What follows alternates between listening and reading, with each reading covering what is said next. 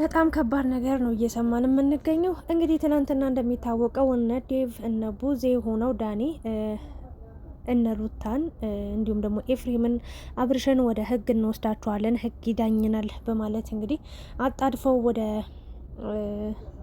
ምን ልበላችሁ ወደ ህግ ወስደዋቸው ነበረ። ሶ ሩታና ኤፍሬም በዚህ ሰዓት እስር ቤት እንደሚገኙ ነው ቢኒም የተናገረው ማለት ነው። አብርሽ ደግሞ ሄርሜላ ይዛው እንደጠፋች ነው እየተነገረ የሚገኘው። በጣም ነገሩ ውስብስብና በጣም አስደንጋጭ እየሆነ ነው የመጣው። እንግዲህ ለአብርሽ ጤንነት ለአብርሽ ደህንነት ከማሰብ ይልቅ ሁሉም የየራሱን ጥቅም ነው እያስቀደመ ወይም ደግሞ እያሰበ የሚገኘው። አብርሽ በዚህ ሰዓት ላይ ምን እየሆነ እንደሆነ ማንም የተረዳው ሰው የለም። ግን ደግሞ ቢኒ እንደተናገረው አብርሽ በጣም ጤነኛና ሰላማዊ ሰው እንዲሆን ወይም ደግሞ ወደ ነበረበት ማንነቱ ትክክለኛ ህይወቱ እንዲመለስ ሩታ የቻለችውን ያህል እያደረገች ነው ያለችው። ከሀገር ወይም ደግሞ ከሰፈር ራቅ ብለው ጥሩ ጊዜ ለማሳለፍ ልጃቸውን ይዘው ይሄ ልጅ ወደ ራሱ እንዲመለስ ጤናው እንዲመለስ በጣም በጭንቀት በሀሳብ እንደዚህ እንደሆነ ተረድታ ሩታ ልታግዘው ልትረዳው ነው እየሞከረች የምትገኘው። ነገር ግን ቡዜ አብርሽ ከሩታ ጋር እንዲሆን ስለማትፈልጊ ብቻ ሩታን ስም በማጥፋት ኤፍሬምንም አሳስረሻል። ስለዚህ ነገ መውጣታቸው አይቀርም፣ አንቺም ከባድ ዋጋ ትከፍያለሽ ነው እያላት የሚገኘው። እውነቱን ነው።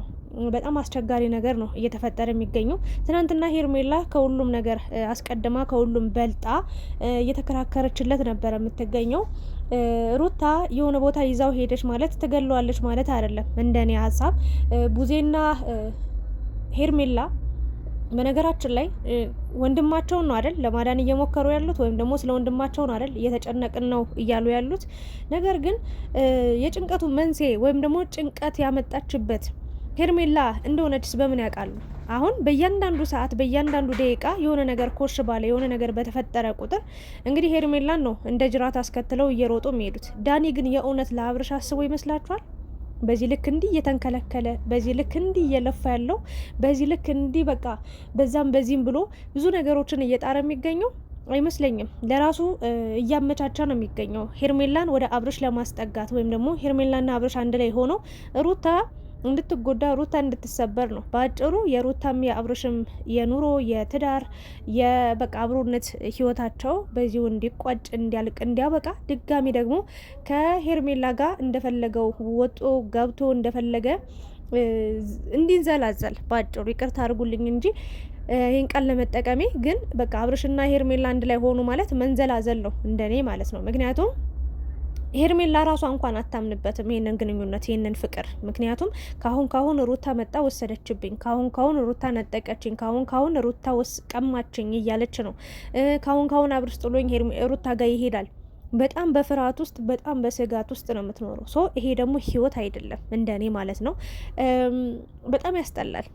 አብርሽም የማያምንበትን ህይወት እንዲኖር ነው እያደረጋችሁት የምትገኙት። የእውነት የፈለገ ሴት ብታምረው ብታማልለው የፈለገ ሴት ብትፈልገው እሱ ልቡ ያለው ሩታ ጋር ነው። ልቡ ያለው ትዳሩ ጋር ነው። ልቡ ያለው ልጁ ጋር ነው። ፍሬን የሰጠችውን ሚስቱን ንግስቱን ትቶ ሌላ ሴት ጋር ለአንድ ቀን ለሁለት ቀን ልክ እንደ ሄርሜላ ለአንድ ሳምንት ለሶስት ሳምንት ለአንድ ወር አብሮ እንደፈለገ ሊዝናና እንደፈለገ ሊጨብስ እንደፈለገ የፈለገውን ነገር ሊያደርግ ይችላል።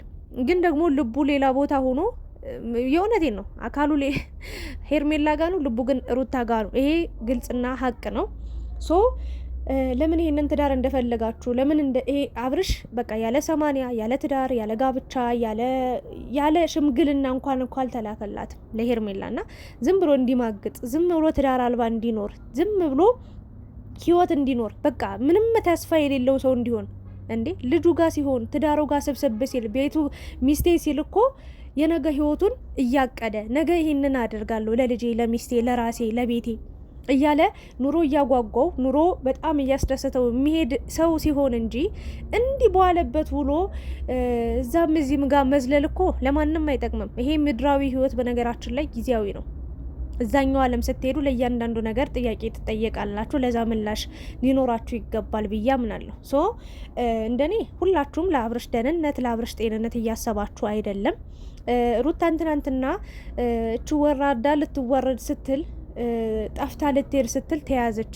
መተቷ ጥንቆላዋ ምናምን አረ በነገራችን ላይ ዩቲዩብ ላይ ራሱ በጣም የሆነን ሰው ፊቱን ሸፍነው ፎጣ አልብሰው ጭሳጭሰው ምናምን እንደዚህ አብርሽ በፎቶ ነው መተት የተሰራበት አብርሽ እንደዚህ ነው። እናንተ ቀጥ ብላችሁ ያን ሰው ትከታተሉታላችሁ። ሲጀመር ሆን ብለው ድራማ እየሰሩባችሁ ነው። እመኑኝ እመኑኝ፣ የው እግዚአብሔርን ብዬ ልንገራችሁ፣ እማውቀው እውነት ስላለ ነው ይህንን ምዬ ምነግራችሁ። ምንም መተት የሚባል ነገር የለም። እመኑኝ እንደው በእግዚአብሔር ስም እና ቲክታክ ላይ ስለ ጥንቆላ አብርሽ እንደዚህ መተት የተደረገበት እንደዚህ ነው በፎቶ ነው የማይሉት ነገር የለም። ያን ቪዲዮ ቁጭ ብላችሁ ስታዩት ውላላችሁ። ከዛ አእምሯችሁ ይመረዝና ወደ ጥንቆላ ወደ መተት ትሄዳላችሁ። ነገ የሆነ ህመም ቢያማችሁ እንደ ወደ ፈጣሪ ሂጄ ልጸልይ ጸበል ልጠመቅ እንደዚህ ሳይሆን እመኑኝ እመኑኝ እንደው ጠንቋይ ቤት ልሄድ የሆነ ሰው አስጠንቁሎብኛል የሆነ ሰው በቃ መተት አሰርቶብኛል ወደ ማለት ትደርሳላችሁ። ከፈጣሪ እየራቃችሁ ነው የምትገኙት። እግዚአብሔርን የምትሰሙትን ነገር ሁሉ ፈጣሪ ያያል። የምታዩትን ነገር ሁሉ ፈጣሪ ያያችኋል። እና ሙስሊም፣ ክርስቲያኑ፣ ፕሮቴስታንቱ፣ ጴንጤው ሁሉም እርግጠኛ ነኝ ስለ መተት ስለ ጥንቆላ የሚፈቅድ ሃይማኖት የለም። ስለዚህ የባካችሁ አእምሯችሁን ባልሆነ ነገር አትመርዙት። ያልሆነ ታሪክ እየሰማችሁ ነው የምለው። እነሱ ለራሳቸው ለቪዋቸው ብለው ነው ስለ ጥንቆላ ማውራት ከጀመሩ ጊዜ ጀምሮ በጣም ብዙ እይታ ነው ያላቸው፣ በጣም ብዙ ሰብስክራይብ ነው ያላቸው። እነሱን ሰዎች አሁን ምን ልትጠቀሙ ነው? በቃ አብርሽን እንደዚህ አድርገውታል፣ በፎቶ ነው መተት ያሰሩበት፣ እኔ ነኝ መተት ያሰራውበት ምናምን እያለ እኔ በጣም ነው ስስቄ ነበረው። እና እንደዛ ማለት የለባችሁም። ሩታ ይኸውላችሁ አንድ እልህ ተጋብታ ነው። ምክንያቱም የራሷ የሆነን ነገር ሰው ሲወስድባት ተናደደች። ያው ሀበሻም አይደለን አንድን ነገር እንደውም ፈልገውን ብለን የጣልነውን እቃ እንኳን የእውነት እንደማያስፈልገን እርግጠኛው ነን። ቆሻሻ ላይ የጣልነውን ነገር ሌላ ሰው ተመልሶ ያስፈልገኛል ብሎ ቢያነሳው ያ ሰው ቢጠቀምበትም ባይጠቀምኩበትም እኮ ይችላል፣ ግን አንሰጥም እኛ እንዴ እኔ እንፈልገዋለሁ እኮ በቃ እንደዚህማ የሚጠቅም ከሆነ ምናምን ብለን ድጋሚ የምንቀማ ሰዎች ነን። እና ሩታም ደግሞ አንድ ለውስጥ ተጋብታ ነው በቃ እኔ ለፎበትን እኔ ደከምኩበትን ህይወት እንዴት ሄርሜላ ተነጥቀኛለች፣ እንዴት ከኔ እንዴት ትወስድብኛለች ብላ ከሄርሜላ ጋር ተጋብታ ነው። ሁለተኛው ነገር ደግሞ ምንድነው እንደዚህ ሊያረጋት የቻለው ብላችሁ ስጠይቁኝ ብዙ የሆነችለት ትዳር ነው። ልጅ ይዛ ባለትዳር ሆና ሌላ ሰው ጋር ብትሄድ ይሄን ትዳር ብታፈርስ ይሄን ኑሮ ይሄንን ህይወት በቃኝ ብትል ነገ ሴት ልጅ ነች፣ ትንገላታለች። ያልሆነ ህይወት እንጂ የሚገጥማት የተሻለ ህይወት አይገጥማት። ምክንያቱም ለአብርሽ ሁሉ ዋጋ ከፍላለት እሱ ለሷ ካልሆነላት ወይም ደግሞ በዚህ ልክ ለትዳር ዋጋ ከፍላት ትዳሯ ካልሰመረ ነገ ምን አይነት ህይወት ዋጋ ከፍላ ምን አይነት ህይወት የምትኖር ይመስላችኋል? ያ ነገር ጥያቄ ምልክት ስለሚሆንባት በቃ የፈለገ ነገር ይሁን ብጎዳም ብሰበርም ባለቅስም ባጣም ባገኝም የነበረኝን ህይወት ቢይዝ ይሻለኛል። የምሬ ነው።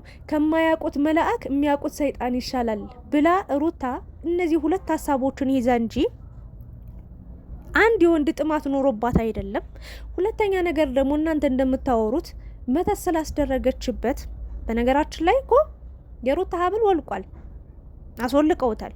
ምንም የተፈጠረ ነገር የለም፣ አይታችኋል። እና በመተት ስለያዘችው አይደል ድጋሚ መስተፋቀር አሰርታበት ነው ምናምን የምትሉ ሰዎች መጀመሪያም እኮ አፍቅሯት ወዷት ብዙ ዋጋ ከፍላለት ብዙ ዋጋ ከፍሎላት ነው እስካሁን አይደል ትዳር የሚባለውን ነገር የጀመሩት።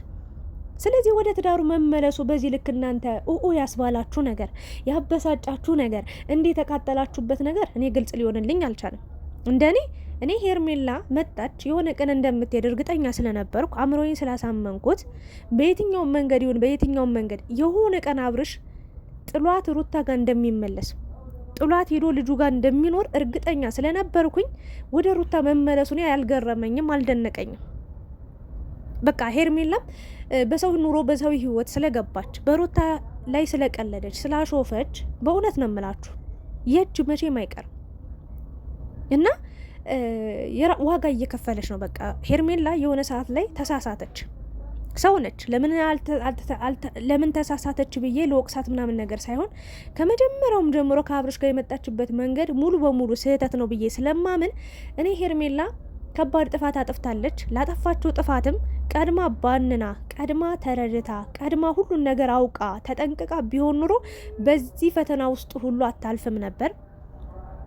በቃ የሰው ነገር የሰው ነው ብላ ብትተው ኑሮ በቃ ይሄ ነገር እኮ እኔ አሁን ለምሳሌ እግዚአብሔርን ነው የምላችሁ ብዙ ወንዶች በህይወቴ ላይ መጣው የፍቅር ጥያቄ ሲያቀርቡልኝ ወይም ደግሞ የትዳር የጋብቻ ጥያቄ ሲያቀርቡልኝ መጀመሪያ ስጠይቅ የነበረው ምን መሰላችሁ? የጋብቻው ሁኔታቸው ወይም ደግሞ ከዚህ በፊት ፍቅረኛ ነበራችሁ ወይ ሚስት ነበራችሁ ወይ ብዬ በምጠይቅ ሰዓት አብዛኞቹ እንዲሁ እንደ ሀሳብ ማለት ነው ስናወራ በቃ ያልተቋጨ ፍቅር ውስጥ ናቸው።